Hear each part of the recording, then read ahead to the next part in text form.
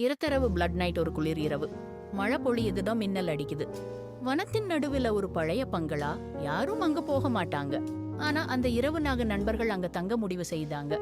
அவர்களோ அருண், தீபா, ராஜு, கார்த்திக். அவர்களுக்கு சவாலாக இருந்தது. பேய் வீட்டில் ஒரு இரவு கழித்தால் 10,000. வீட்டுக்குள் நுழைந்தவுடன் கதவு தானாக அடைந்தது.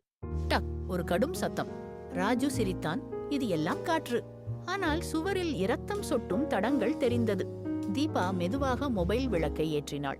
விளக்கின் ஒளியில் ஒரு பேய் குழந்தை முகம் தோன்றியது. கண்ணில்லாமல் வாயிலிருந்து இரத்தம் வழியுது. அவள் கத்தினாள். மின்னல் அடிக்க அருண் பார்த்தான். சுவரில் இரத்தம் மட்டும் உயிர் தரும் என்று எழுதப்பட்டிருந்தது. அவங்க பயந்து கதவை திறக்க முயன்றாங்க.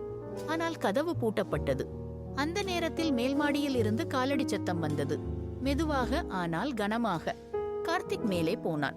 சில நொடிகளில் கத்தல். அவன் கீழே விழுந்தான். கண்ணு சிவப்பு, கழுத்தில் கடியடிப்பு, இரத்தம் எல்லா இடத்திலும். அருண், தீபா ராஜுவோட முயன்றார்கள். ஆனால் வீடு தானாக மூடிக்கொண்டது. சுவர்களில் இருந்து கைகள் வெளியே வந்தது. அவர்களை இழுத்துச் சென்றது. வெளியில் மழை நின்றது. சத்தமில்லை. அடுத்த நாள் போலீஸ் வந்தபோது அந்த வீடு காலியா இருந்தது. ஆனால் தரையில் இரத்தக்கால் தடங்கள் மட்டும் இருந்தது. மழை நீரில் அவை மெதுவாக மறைந்தன.